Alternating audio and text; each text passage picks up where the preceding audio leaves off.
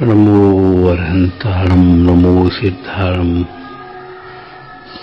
नमो आर्याणं नमो वज्रायाणं नमो लोये सवसाहुरं शुद्धात्मान मणिकान्तं साधुमंगलम वंदे संदष्ट सिद्ध्यर्थम संदष्टे मंगलम भगवान वीरो मंगलम गौतम गणी मंगलम कुंद कुंदाद्यो जैन धर्मोस्तु मंगलम सर्वमंगल मांगल्यम सर्वकल्याणकारकम प्रधानम सर्वधर्माणां जैनम जयत शासनम मंगलमय मंगलकरण वीतराग विज्ञान नमोता ही आते भे अरहंताज महान।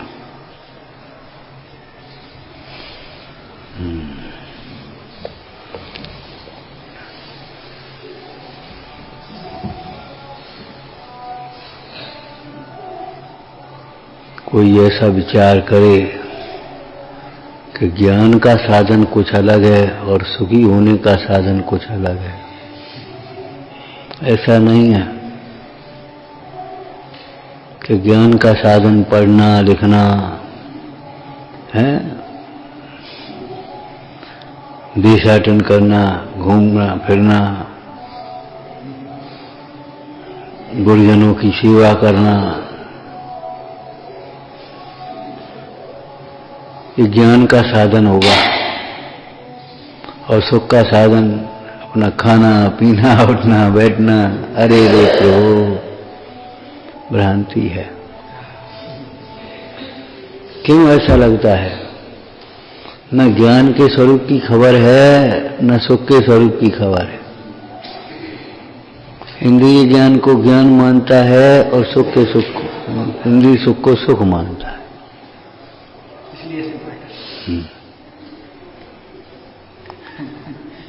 जो लोक में कहावत कही जाती है, एक साधें सब सदें, सब साधें सब जा। जो तू सींचे मूल को फूले फले आधार। वह एक साधे माने चाहे किसी एक को साधना नहीं, अहमिक को, चाहे किसी एक को साधने से नहीं, एक ज्ञायक भाव की साधना आराधना करने से सर्व सिद्धि होती है।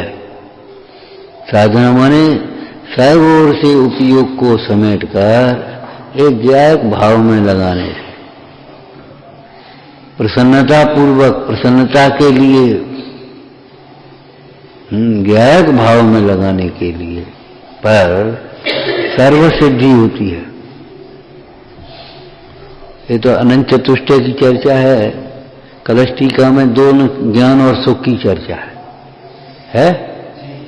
शुद्ध जीव के जानने पर जानन हारे को ज्ञान भी होता है, सुख भी होता है।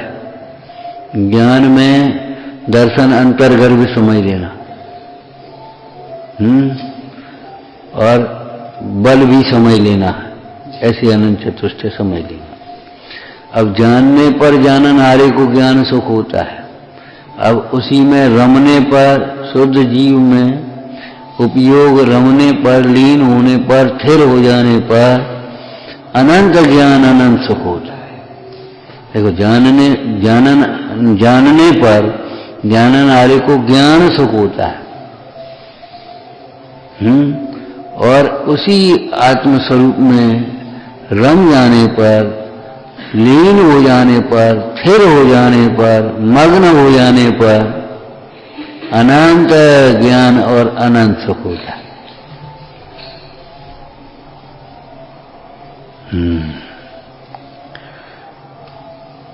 मिथ्या कल्पना छोड़ देना। ज्ञान का साधन कुछ और है, सुख का साधन कुछ और है, बल का साधन कुछ और है, प्रभुता का साधन कुछ और है।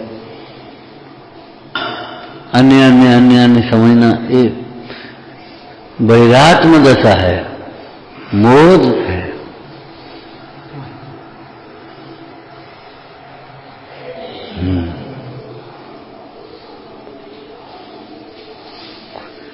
निज स्वभाव साधन द्वारा चार घाती कर्म का नाश करके, जैसे सत्येंद्र राजा को मारकर काष्टांगार ने उस पर राज्य पर कब्जा कर लिया, राजा बनकर बैठ गया, और जीवनधर ने उसे जीतकर अपना राज्य पुनः प्राप्त कर लिया। ऐसे अनादिकाल से मोह ने, कसाय ने तेरे ज्ञान सुख को घाटा, अब निज स्वभाव साधन द्वारा, निज बल को बढ़ाकर पुरुषार्थ द्वारा इसने कसायों को जीत लिया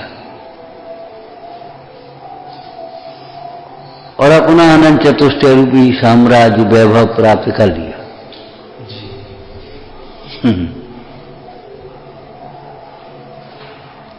कल इसी में से एक चर्चा अंतिम में कही थी। क्या कही थी? देखो भाई, या तो शत्रु का सावधान होकर के शत्रु का नाश करो, और नहीं तो शत्रु तेरा नाश करेगा, उसमें क्या बात। समाधि मन की पंक्ति बोलना गद्य की,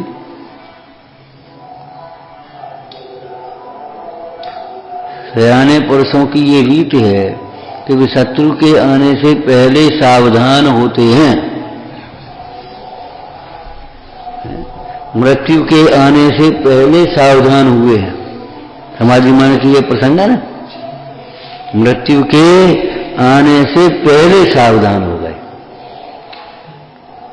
कैसे सावधान हो गए भैया?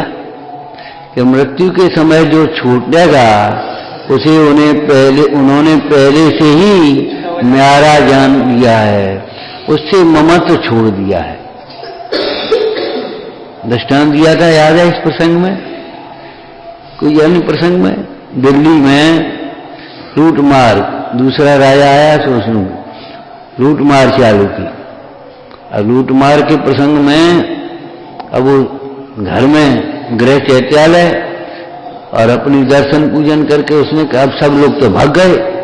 उसने कहा हम भगवान को, भगवान की पूजा छोड़ के कहां भगे? ये लुटेरे धन के ही तो लुटेरे हैं। सो धन को आंगन में ढेर लगा दिया,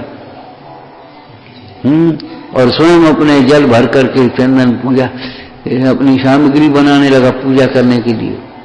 तब तक लुटेरे घुसे, नहीं देखो भैया आप डरो, या तो हमको भगवान की पूजा करनी।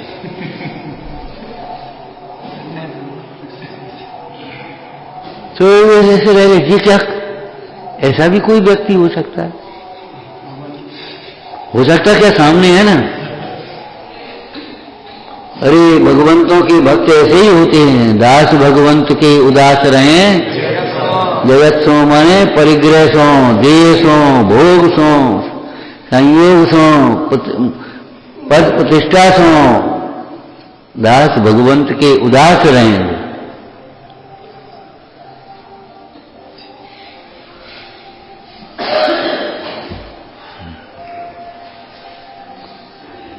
उसकी हिम्मत नहीं पड़ी, क्या करके अपने सरदार से कहा, राजा से, वो ऐसा है? बोले ऐसा है, अच्छा। दिल्ली पड़ी है लूटने के लिए, उसका हाथ नहीं लगाना कोई, दो खड़े कर दिए।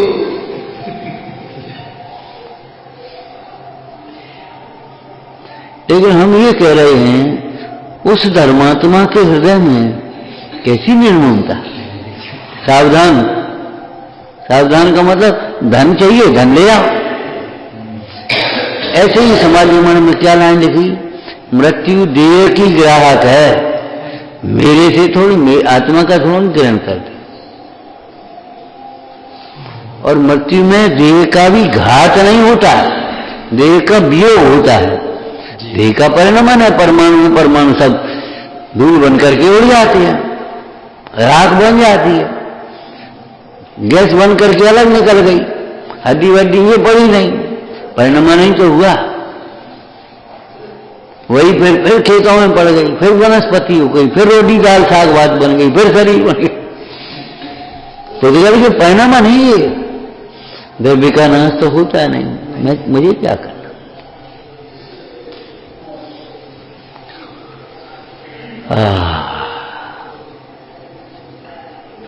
पहले से ही सावधान होना चाहिए। अब वो आग आए जब झोपड़ी जरन लागे, कुआ के खुदाए तब कौन काज करे। जब आग लग जाए तब कुआ खुदाओ, तो तब तक तो झोपड़ी जल ही जाएगी। अंतिम समय के लिए धर्म का कार्य छोड़ो, ऐसा नहीं, अभी समय लेना चाहिए।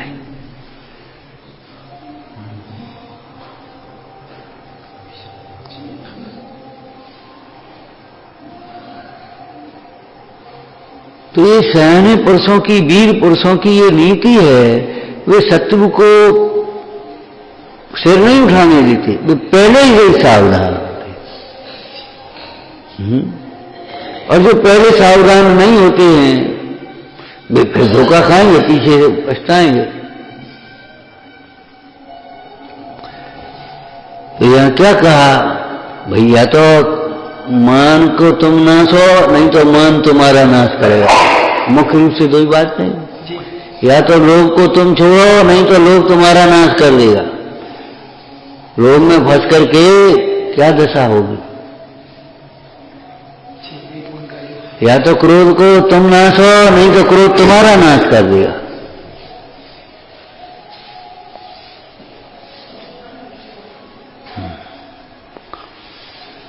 तो नाशने का अर्थ लड़ने जाना नहीं है। ये जो वीरता है, पराक्रम है, ये पराक्रम हिंसात्मक नहीं है, क्रूरता रूप नहीं है, ये सहजता और शांतता रूप है।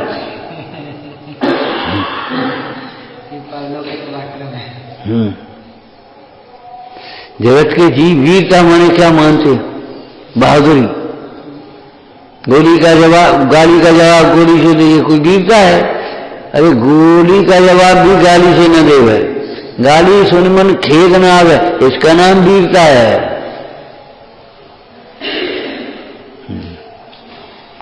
निस्वभाव साधन द्वारा कैसा आत्मा, क्यों साहब काय काय का साधन है आत्मा।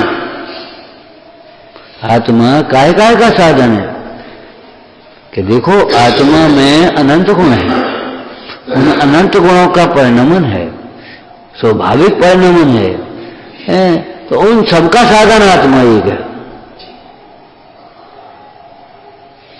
अलग अलग नहीं है। जैसे एक दृष्टांत तुम्हें याद हो, चक्रवर्ती की 96 रानियां, 96 रानियों का एक पति, एक पति चक्रवर्ती, अलग अलग नहीं। एक चक्रवर्ती की 96 रानियां, लेकिन 96 रानियों का एक स्वामी, एक पति है। ऐसे एक दो में अनंत गुण पड़े, अनंत धर्मात्मक, लेकिन अनंत धर्मों का धर्मी एक है। अब वो चक्रवर्ती पटरानी की प्रसन्नता का कारण कौन, और दूसरी रानियों की प्रसन्नता का कारण कौन, बोलो? यही कोई है। तो ऐसे जितने गुण हैं और जिनका जितना परिणमन है, उन सबका कारण साधन एक है। शास्त्रीय भाषा में अपन बोले तो देखो, एक ज्ञायक भाव के आश्रय से उन सर्वगुणों का निर्मल परिणमन होता है। ज्ञायक स्वभाव के आश्रय से सर्वगुणों का निर्मल परिणमन, अलग अलग नहीं करना पड़ता। जैसे मैं मूल को सींचने पर पत्ते, डाली और फल फूल को अलग से नहीं सींचना पड़ता अपने आप। एक मेन स्विच को खोल दो तो सब अलग अलग नहीं खोल, सब खुल गए, उसे बंद करो सब बंद हो गए। लौकिक में भी ये सारी पुद्गल के परिणमन देखने में आते हैं। तो यहाँ चित्रम की मात्रा,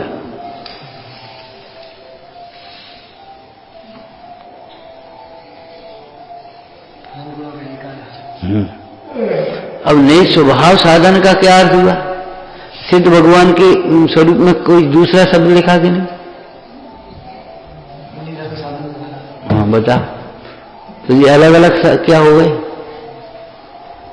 ये तो अलग अलग हुआ। शुद्ध होने का रास्ता अलग और अनंत होने का रास्ता अलग। क्या है?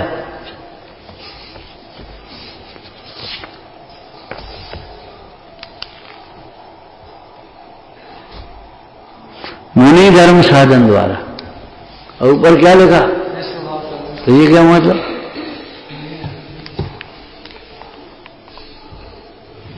निस्वभाव साधन है तो साध की सिद्धि क्यों नहीं होती?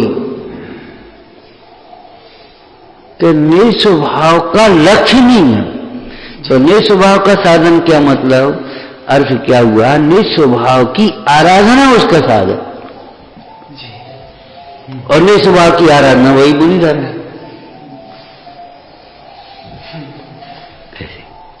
वो परिवार देखना की प्रधानता से वो द्रव्य है।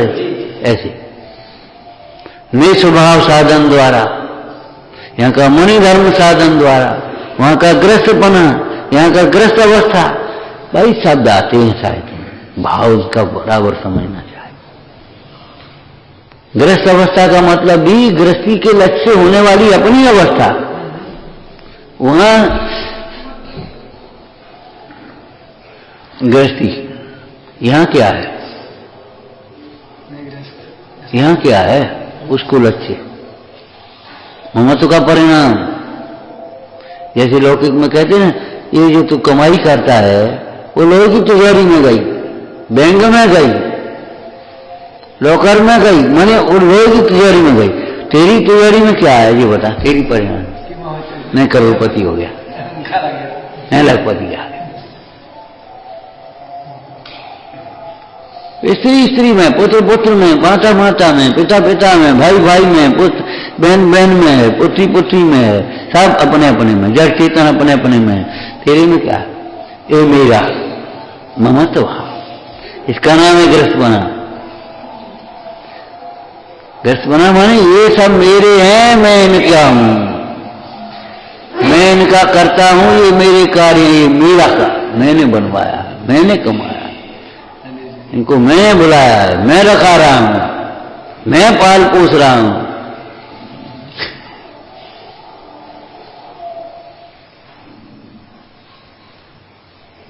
मैं, ये मेरा भोग है, मैं इसका भोगता हूं, ये मेरा कुर्ता है, मैं, ये मेरी कमीज है,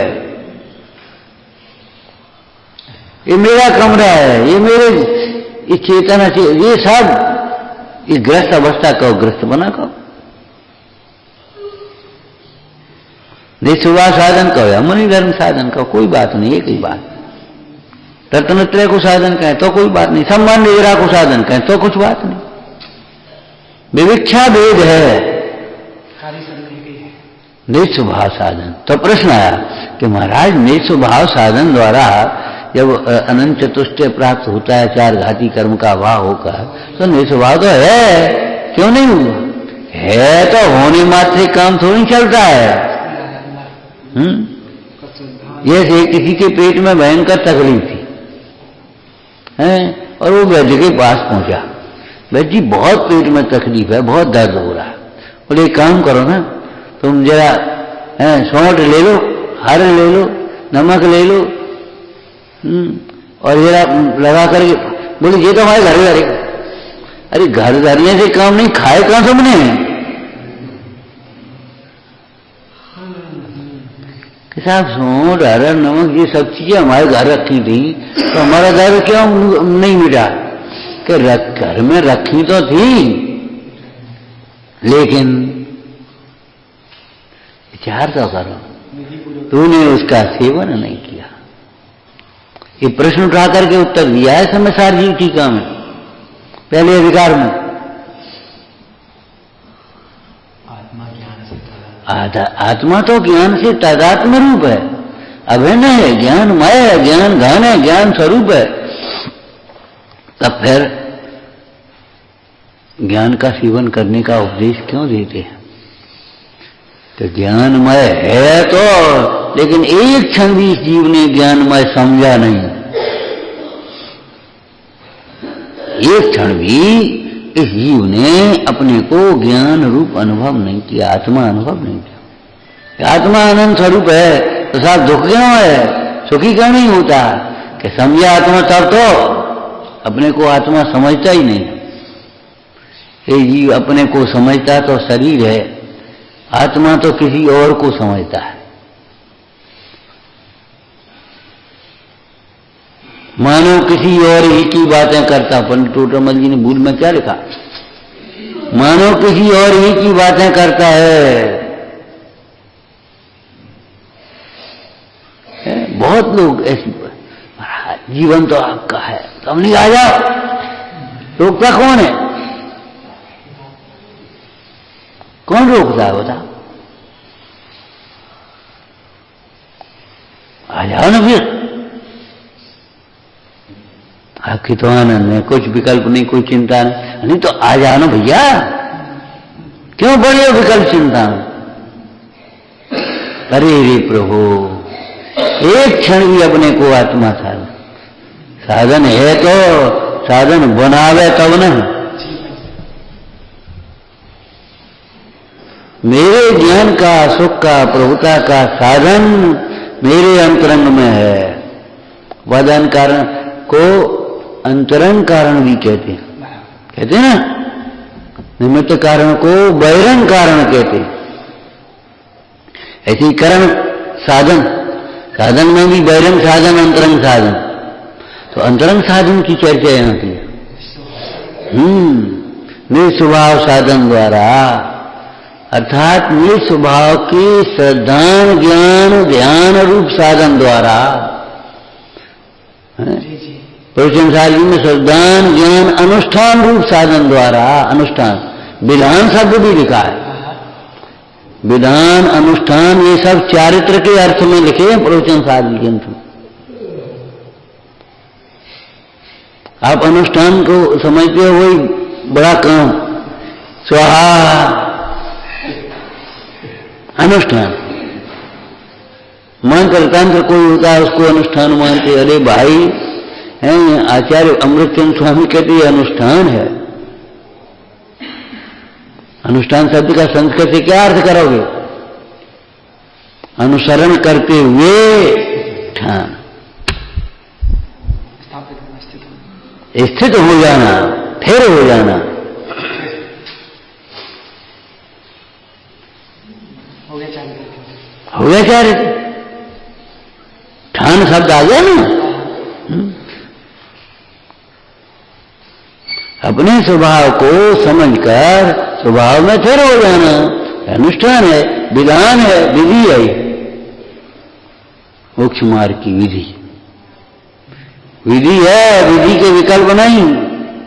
इसमें निषेध होता है विकारों का, लेकिन निषेध के विकल्प नहीं, विधि निषेध के विकल्प नाश को प्राप्त हो जाते, लेकिन विधि निषेध तो है।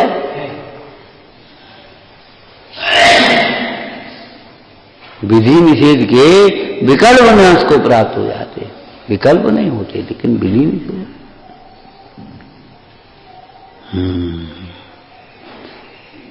देखो मोह की दशा है, जो साधन है उसे जानता नहीं है, और जिसे साधन मानता है वह तेरा साधन ही नहीं है। तेरे कार्य का साधन तेरे से बाहर कैसे?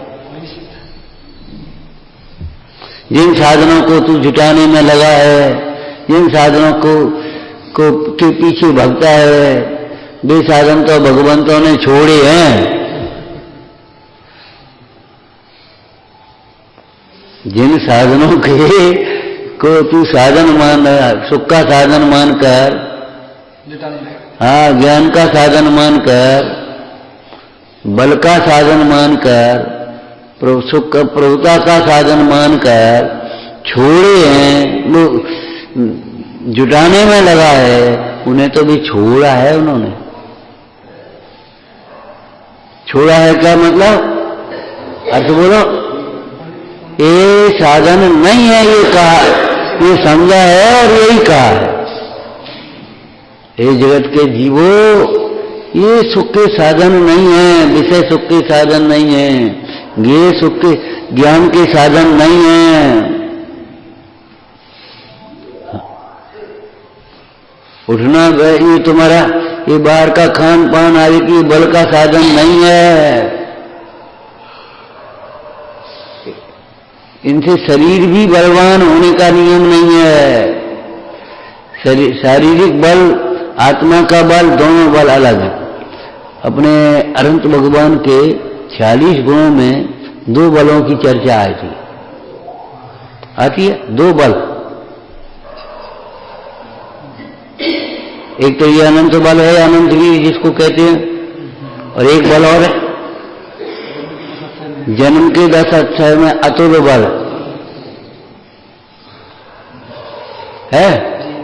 जन्म 10 अक्षय सहित अक्षय रूप सुगंध तन न पसेव निहार प्रिय तो बचन अतुल बल रुधिर श्वेत आकार।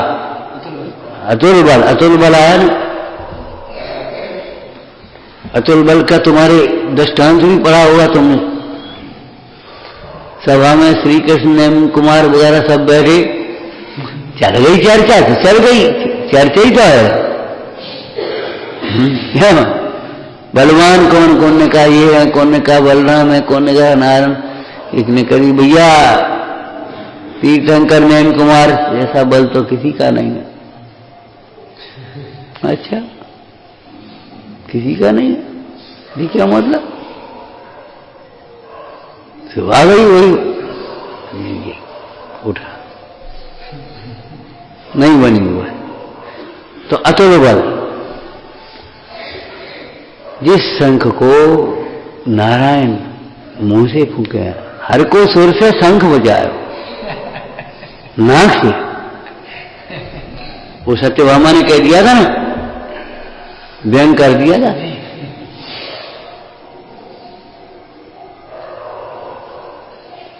कहने का मतलब वो अतुल बल शारीरिक बल की बात है, और अनंत बल है ये आत्मिक बल की बात है।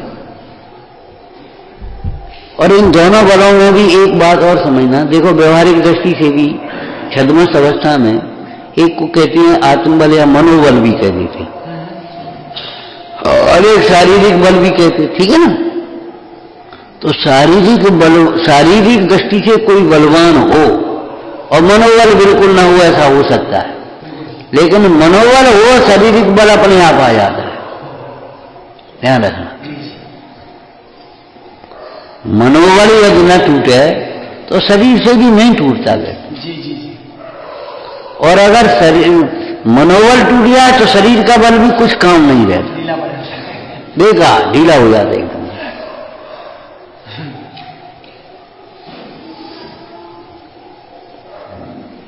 शारीरिक बल की खुराक आप लोग रोटी दाल साग भात हैं, घी दूध मेवा मिष्ठान फल फ्रूट समझते हो। अरे शारीरिक बल का संबंध भी वो क्या नाम तुम्हारा संगनन होता है ना, नामकर्म की प्रकृति है। मनोबल वचन बल काय बल वो है ना, तो ये बल की उसका संबंध उससे है मूर्ख में।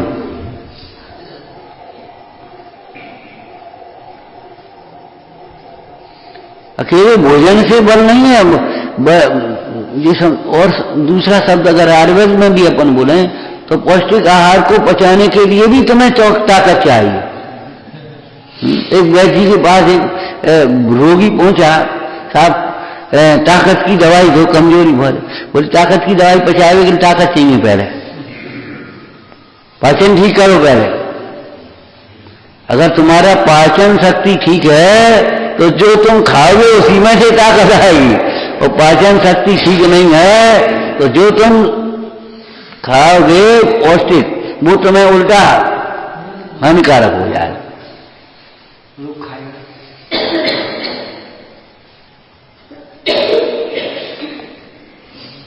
सम्यक दर्शन होता है पाचक, ज्ञान प्रकाशक, चारित्र राहक।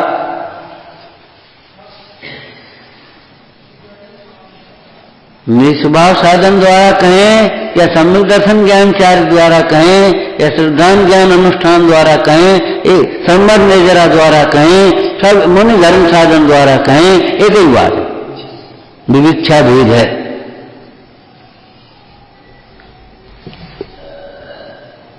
ऐसा सुनकर के इति परिचित तत्व रात्मकायतायाम नय विभजन युक्त्या तंत्र मुच्छादतायाम। हाँ बोलना हिंदी। अर्थ बोलो, हमेशा गलत है। इस प्रकार जिन्हें तत्व का साक्षात परिचय हुआ है, स्वानुभवी जीव हैं, ज्ञानी धर्मात्मा हैं, उनके द्वारा नए विभाग की युक्ति से देव और आत्मा की भिन्नता सिद्ध की है, दिखाई है। नए विभजन युक्त्या आत्म एकतायाम, आत्मा और शरीर की एकता को नए विभाग की युक्ति से उखाड़ फेंका है। वो नए विभाग की युक्ति कुछ बताओगे समय सारणी के आधार से? चेतन एक ही कथन है व्यवहार का, एक हो सकते नहीं, ये कथन है परमार्थ का नया विभाग हो गया। नए विभाग समझ में आ गया कि देह और आत्मा को एक व्यवहार नय से ही कहा जाता है। इसलिए जो देहाश्रित स्तुतियां हैं वे व्यवहार से स्तुति कही है। परमार्थ से देखा जाए तो जितेंद्रियता और जितमोहता यही इन परमेश्वर की परमार्थ स्तुति निश्चय स्तुति है। उसके बाद ये कहा कलश, इस प्रकार नए विभाग की युक्ति से देह और आत्मा की एकता को उखाड़ फेंक दिया। अब कौन ऐसा होगा जो इस प्रकार समझाए जाने पर भी देह को एक मानता रहेगा? किसका ज्ञान ज्ञान रूप परिणमित नहीं होगा? ऐसा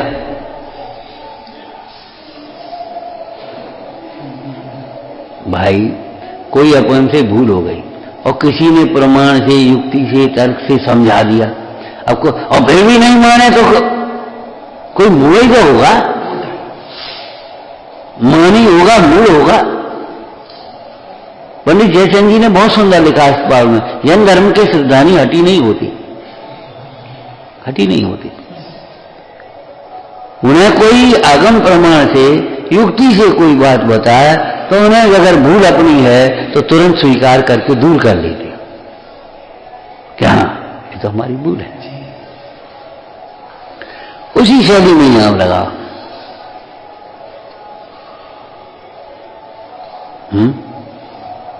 लगा दो। इस प्रकार निस्वभाव साधन द्वारा चार घाती कर्म का भाव करके अनंत चतुष्टय रूप विराजमान हुए हैं, वे अरहंत हैं। बाद बाकी अभी आगे पढ़ना, वे अरहंत हैं। इस प्रकार के कथन को पढ़कर कौन ऐसा होगा जो बाहरी साधनों में ही उलझा रहेगा, बाहरी साधनों को जुटाने में लगा रहेगा?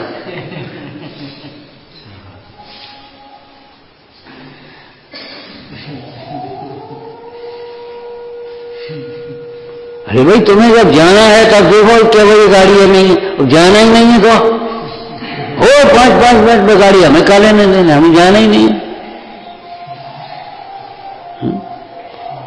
तुम्हें पढ़ना हो, घूमना हो, देखना हो तो भैया लाइट चाहिए। अब हमें आत्म में आए हैं तो क्या चाहिए, क्या करना हो तो ठीक है, नहीं हो तो ठीक है। कई लोग ऐसे होते हैं उन्हें यही पता नहीं लाइट है दिन में कि नहीं है, आज दिन भर लाइट नहीं, हमें नहीं मालूम। कहीं उन्हें पंखा चलाना नहीं और कुछ करना नहीं, वो करना तो क्या हमें मालूम ही नहीं लाइट नहीं। अब लाइट का कोई काम हो तब तो उन्हें पता पड़े कि लाइट है कि नहीं, हमें क्या लेना देना। अरे बाल साधनों में भटक करके ये जीव संसार में भ्रमता है।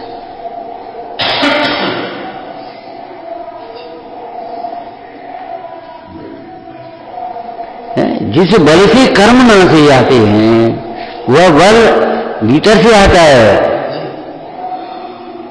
और भीतर से माने आत्म स्वभाव के आश्रय से वो बल प्रकट होता है।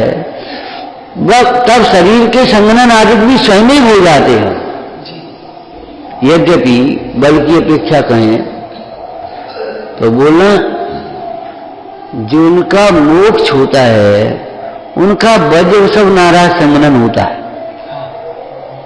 वज्र वृषभ नाराज संगठन ही होता है, कोई दूसरा संगठन नहीं। लेकिन वज्र वृषभ नाराज संगठन से मोक्ष नहीं होता।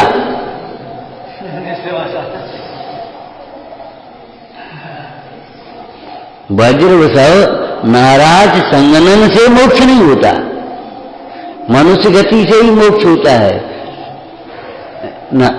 जिनको मोक्ष होता है जो मनुष्य गति, वे मनुष्य गति के ही जीव होते हैं, परंतु मनुष्य गति से मोक्ष नहीं होता। क्या कहा था याद है? एक बार देखो, अपने को मनुष्य मानने वाले मनुष्य भी सम्यक दृष्टि नहीं हो पाते, और अपने को आत्मा अनुभवने वाले त्रियंशी अपने को देव मानने वाले मनुष्य भी सम्यक्ति नहीं हो पाते, देव भी सम्यक्ति नहीं हो पाते,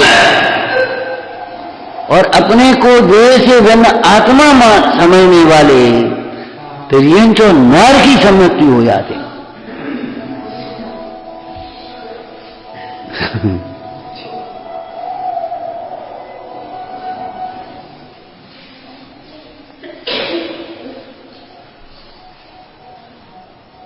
बोलो है कि नहीं?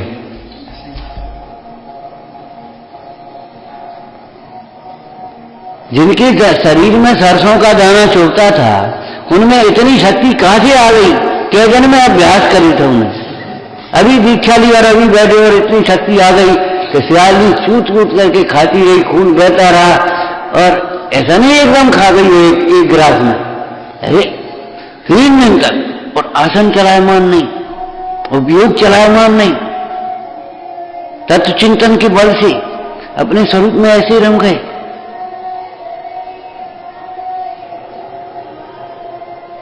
कल्पना कर सकते हो? अरे ये क्या करेंगे, इनके सरसों का दाना, इतना सुकुमार शरीर है। अरे शरीर के आश्रय से नहीं होता मुख्य मार्ग, शरीर की ओर देखते तो ये दशा नहीं आ सकती। ये बल कहां से आया? कहां से आया? शरीर के भिन्न आत्मा के आश्रय से ये बल प्रकट हुआ। और शारीरिक बल भी बल के सदुपयोग से प्रकट होता है। ये कर्णन योग की शैली हम बोल रहे, बल के सदुपयोग से। शरीर का बल जितना है, उस बल से कोई निर्बल को सतावे या विषयों में उस बल को लगावे तो बल क्षीण होता जाता है, और उस बल से आत्म साधना करे, अच्छा कार्य करे, सत्कार्य करे, तो वो बल बढ़ता जाता है। ऐसा ही है, थोड़ा भी धन हो और उसका सदुपयोग करे, सदव्यापार में लगा तो बढ़ता है, और खोटे कार्य में लगा दो देशों में तो खत्म हो जाता है। ऐसे ही इस बात का ज्ञान का भी ऐसा ही है। निस्वभाव साधन द्वारा, हे भाई, निज के सन्मुख होकर के तुम ज्ञानी बनो, सुखी बनो। जब तक ये जीव पर की ओर देखता है, तब तक ज्ञानी नहीं होता, तब तक सुखी नहीं होता, तब तक बलवान नहीं होता, नहीं होता।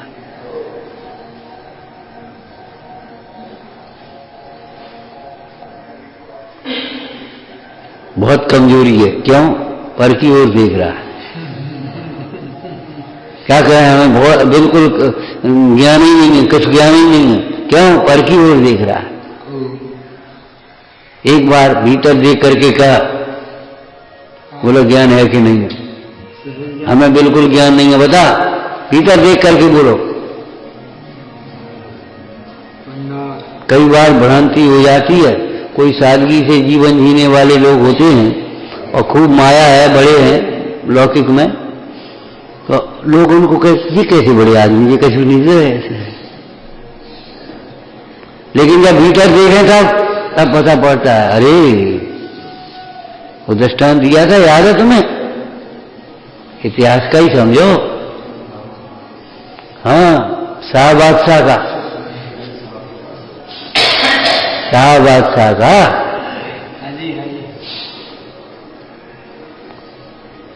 पहले शाह पीछे बादशाह होते, गुजरात की बात। नहीं भैया, शाह पहले बादशाह क्या कहते हो? कि हजूर पहले शाह पीछे बादशाह, नाम ही बादशाह। और समझ में भी आती है ना, देखो राजा के यहाँ कहां से आता है? आपके यहाँ पहले आता है, तब तो राजा के यहाँ पहुंचता है टैक्सी के रूप में। भाई राज खजाने में कहां से पहुंचता बता?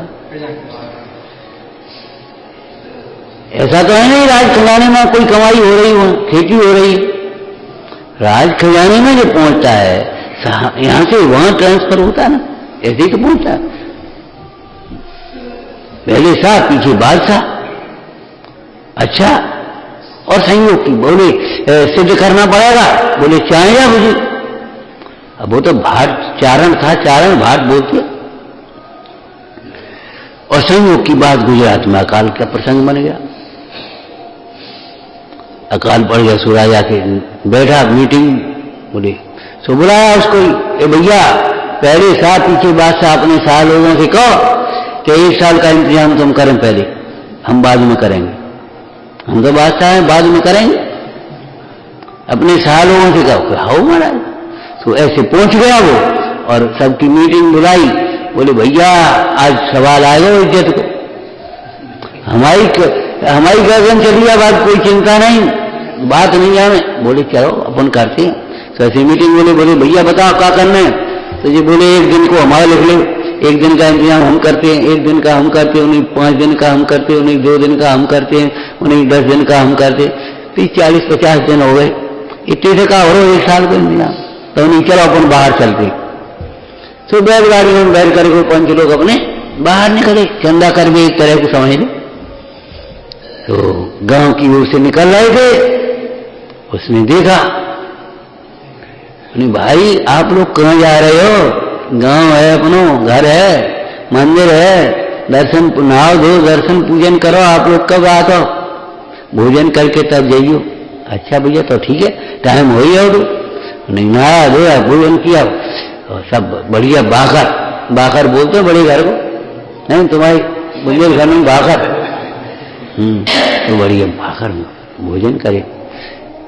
भोजन के बाद साहब कहा हमसे जा रहे आप, हमें भी कोई सेवा लायक, हमारे लायक हो तो हमें बता। अब देखो देख रहे हो बाहर की वो कच्ची बोलिए, वो बाहर की फिनिशिंग विनिशिंग तो थी नहीं गाँव में। तो बस में देख रहे, बोले भैया ठीक है तेरी भावना अच्छी है। अरे नहीं साहब हमारे लायक कुछ मौका हमें दे साहब, आप लोग तो करते ही रहते। बोले तो ऐसी बात है, तो क्या पिताजी से पूछे ना हम? तो पूछे भीतर, पिताजी अपने परे थे। बोले बेटा ऐसो दिन कवा लिख दे 3 से 65 मुझे से का पूछे लिखे वन लिख दे 3 से 65 चढ़ा जाए। अपन छन्ना देखी बोली थी पावरों तो नहीं हो, गुजरात को पूरा इंतजाम है, कैसे तो नहीं है 4-6 जनों को खवाने पिवाने हैं। 1 साल गुजरात। बोले घबरा मत, हमारे साथ आप। तो भीतर बाकर से निकाल गया, तो भीतर बाकर में फिर पहुंचा। वो भीतर की बाकर के भीतर बड़ी चो, और उसमें खाने अनाज के भी भरे, और वहां सोना चांदी भर। और भैया भीतर से जी का भरोसा आ गया। बोली बात तो सही जी का है। तो दादा नहा दो, रोटी खा लेता, अब क्या करना, बाहर जाएगा। तो नहावा धोआ, रोटी खा, और सब कपड़ा पहन के तैयार हो, राज सभा में चलने के। आओ चलो पहुंचे। कहा भाई इंतजाम हो गया? क्या इंतजाम साहब कहते हो? हमारा 1 साल तो काफी है। कैसी बातें करते हो? कौन है? साहब जी है, हजूर सब रिया का ही है, हमारा कुछ नहीं।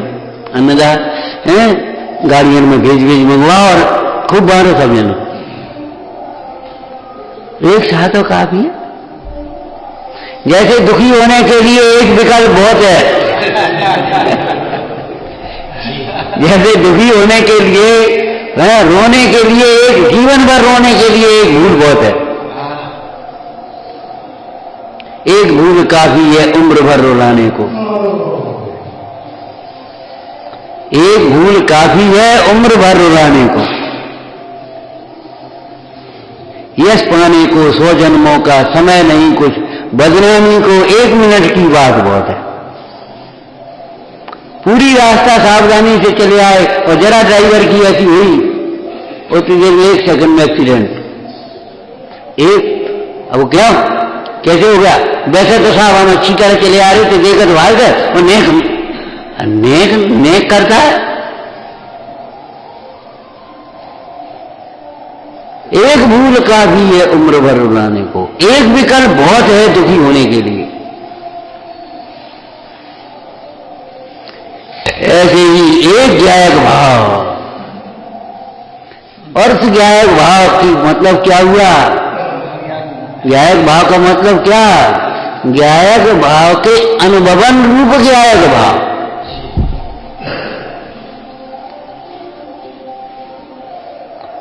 है ना? बस काफी है, उसी से ज्ञान, उसी से दर्शन, उसी से सुख, अरे सर्वगुणों की प्राप्ति होती है। ये चार चतुष्टय तो घाती कर्म के अभाव की अपेक्षा से है ना। ये परम चतुष्ट सुगुण है अनंत भी, कहवत के 46 गुण गंभीर कहने के हैं, ये तो कह पाए हैं, बाद बाकी तो अनंत गुण। तो अनंत गुणों के लिए अलग अलग से करना पड़ेगा। जैसे सम्यक दर्शन के प्रसंग में, बस इतना ही कहेंगे, सम्यक दर्शन के प्रसंग में विचारना, एक एक भूल को एक एक क्रम से नहीं टालना पड़ेगा। एक मूल को पकड़ेगा, मूल तत्व को समझेगा, तो सारी भूलें अपने आप मिट जाएंगी। अच्छा एक बात बताओ, आत्मदृष्टि हुई तो आत्मदृष्टि होने पर फिर देव को भिन्नता करनी पड़ेगी, अलग से करनी पड़ेगी। जब आत्मा से अभिन्न होगा तो देव भिन्न भाषित होगी कि नहीं होगी? जब आत्मा से अभिन्न होगा तो कुछ सुख होगा कि कोरा होगा? सुख होगा कि नहीं होगा? उस सुख के सामने इंद्रिय सुख दुख भाषित होगा कि नहीं होगा? बोलो। और जब आत्मा के अनुभव से सुख हुआ तो आत्मानुभव सुख का कारण भाषित हुआ, तो रागादि बाद दुख के कारण भाषित होंगे कि नहीं होंगे? और जब परद्रव्य भिन्न भाषित हो गए तो परद्रव्य दुख के कारण सुख के कारण भाषित होंगे? नहीं होंगे। परमेष्ठ की कल्पना अपने आप विलय को प्राप्त होगी कि नहीं? पर में कर्तृत्व ममत्व छूट गया और कर्तृत्व रह जाएगा। है बताओ, कौन सी भूल रह जाएगी, कौन सा दोष रह जाएगा?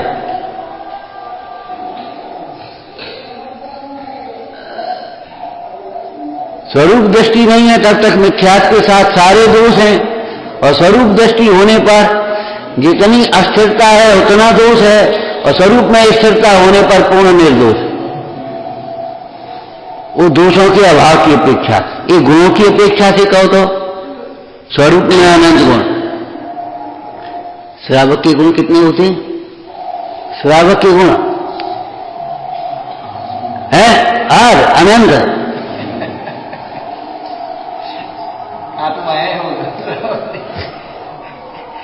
श्रावक के 8 मूल गुण, उत्तर गुण, और फिर उत्तर गुण। देखो भाई, आत्मा अनंत है तो आत्मा की अनुभूति होने पर सर्वगुण सम्यक होता है। वे अनंत गुण बढ़ते बढ़ते मुंडाज में और वृद्धिंगत हो गए, और अनंत दशा में पूर्णता को प्राप्त हो गए, सिद्ध दशा में पूर्णता को प्राप्त हो गए। गुण तो अनंत हैं, लेकिन अनंत भी कहीं कहे आ सकते हैं।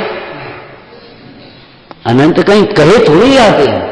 अनंत तो अनंत हैं, लेकिन प्रयोजन पर की सिद्धि की अपेक्षा से ये 8 गुण कहे आते हैं। मूल गुण क्यों कहे आते हैं? इन मूल गुणों की परिभाषा करो, श्रावक के 8 मूल गुणों की परिभाषा तो करना है। यहाँ गुण का क्या अर्थ होता है?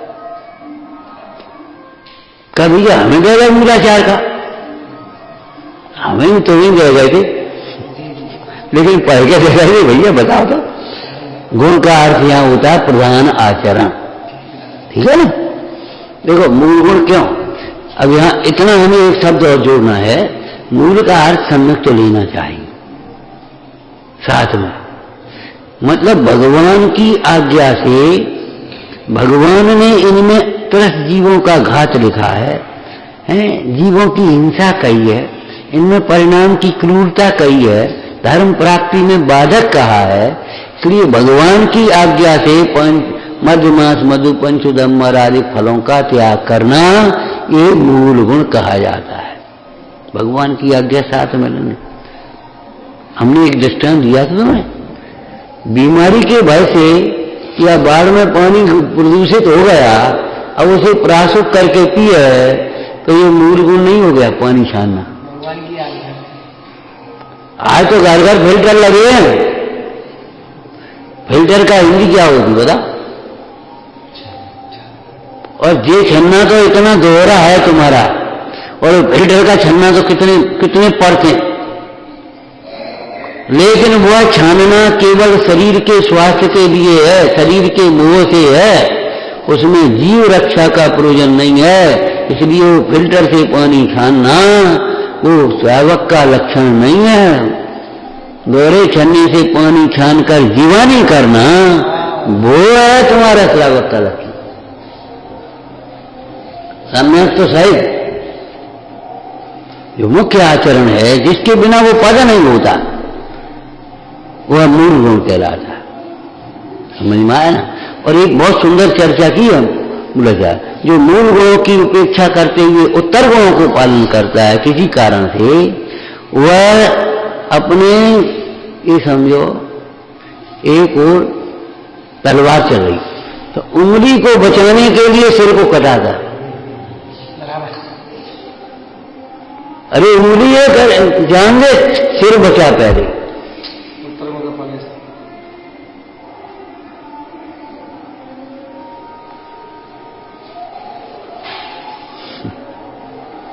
तो कौन ऐसा होगा बता? अब बाह्य साधनों में ही उपयोग लगाता रहेगा। उधर को निकसे बाहर निज निरचू घर पायो, और मेरे सम के सावन आयो। पंडित टोटरमल जी ने अनंत भगवान का अनंत चतुष्टय स्वरूप ही नहीं बताया, उसको प्राप्त करने की विधि भी बताई, निधि प्राप्त की सहज विधि बताई। उसे प्राप्त कर, उसे समझकर बाहर में अपना उपयोग भ्रमना छोड़ो और अपने उपयोग को समेटो। सुरक्षा के लिए समेटना होता है, फैलाना नहीं। सुरक्षा के लिए समेटा जाता है, फैलाया नहीं जाता। शांतता के लिए समेटा जाता है, फैलाया नहीं जाता।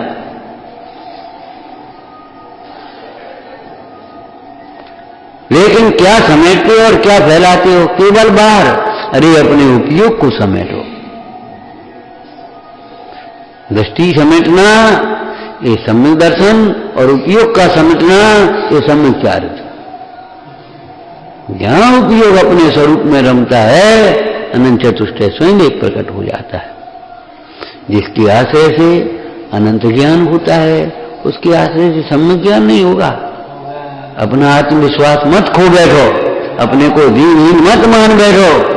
भीतर देख के कहो कि हमें बिल्कुल ज्ञान नहीं है, हमारे पास कुछ नहीं है। बताओ, भीतर देख के कहना, केवल ऊपर से मत कहो, भीतर से देख के कहो किसके पास कुछ नहीं। सबकी गति लाल है, लाल बिना नहीं को बनो फिरे कंगाल, क्योंकि लाल उसका खो गया। ये नहीं लिखा, क्या लिखा है? गांठ खोल देख ही नहीं। अब वो गांठ खोलने का समय है। विचारना। सहजानंदी शोध स्वरूपी अविनाशी आत्मस्वरूप,